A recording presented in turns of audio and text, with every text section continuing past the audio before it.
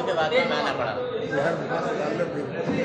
देश के यशस्वी प्रधानमंत्री माननीय मोदी जी के नेतृत्व में जो देश को विश्व गुरु बनाने का यज्ञ चल रहा है, उसमें हम भी अपनी एक आहुति देना चाहते हैं। और विश्व के सबसे बड़े परिवार भारतीय जनता पार्टी का एक हिस्सा बनाने के लिए अपने जनपद के गौरव माननीय सुरेश खन्ना जी और शानदार नेता बड़े भाई JPS राठौर साहब का और भारतीय जनता पार्टी के संपूर्ण नेतृत्व का बहुत बहुत आभार व्यक्त करते हैं, धन्यवाद देते हैं। सभा में क्या कमी थी छोड़ना पड़ा? वो एक स्कूल था, अब एक विश्वविद्यालय में एडमिशन लिया है।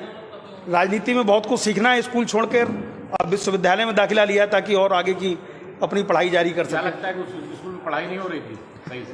कोई भी परिवार हो, संगठन हो या पार्टी हो, जहाँ पर अनुशासन नहीं होता है तो वो व्यवस्थित नहीं रह सकता और तरक्की नहीं कर सकता, ना ही वो कोई संस्था, ना ही कोई वो विद्यालय और ना ही कोई वो पार्टी। शाहजहांपुर में लोकसभा चुनाव में समाजवादी पार्टी सबसे पहले आपका नाम आया था प्रत्याशी के रूप में, तो कहीं ऐसा तो नहीं कि इसकी पार्टी छोड़ने की वजह जो है यही नाम मिला? ये टिकट कोई बहुत बड़ी चीज़ नहीं है। टिकट मांगने का पार्टी में रह के सभी को अधिकार है। टिकट देना पार्टी के नेतृत्व का निर्णय होता है। टिकट ना मिलने की वजह से पार्टी छोड़ना कोई बड़ी वजह नहीं है, लेकिन हाँ, फिर भी जो भी कार्यकर्ता अगर पार्टी में काम करता है तो उसको उम्मीद होती है कि पार्टी में उसको मौका मिलना चाहिए, उसको अवसर मिलना चाहिए।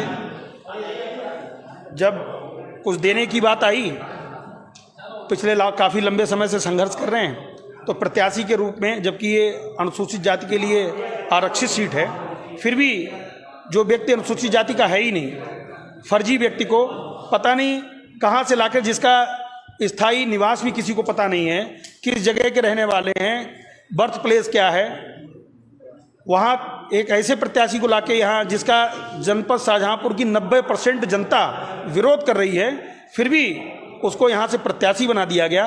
तो हमको ही नहीं, पार्टी के लगभग सभी समर्पित लोगों को इसका कष्ट है और जनपद के सभी जनपदवासियों को भी कहीं ना कहीं इससे बहुत कष्ट है। उनका कहना है कि 10 लाख, पहली बार 10 लाख पार समाजवादी पार्टी का, पहली बार 10 लाख। हमें तो लगता है 1 लाख पार हो जाए, यही बहुत बड़ी बात है।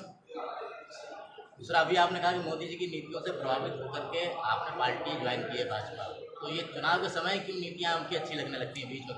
कि हर चीज़ का एक समय होता है।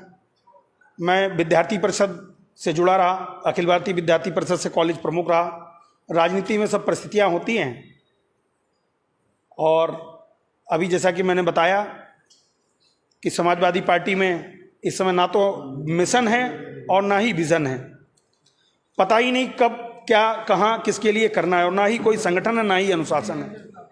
तमाम हमारे जैसे युवा जो वहाँ पर अपना भविष्य तलाश रहे हैं, स्वयं को धोखा दे रहे हैं, वहाँ युवाओं का कोई भविष्य नहीं है।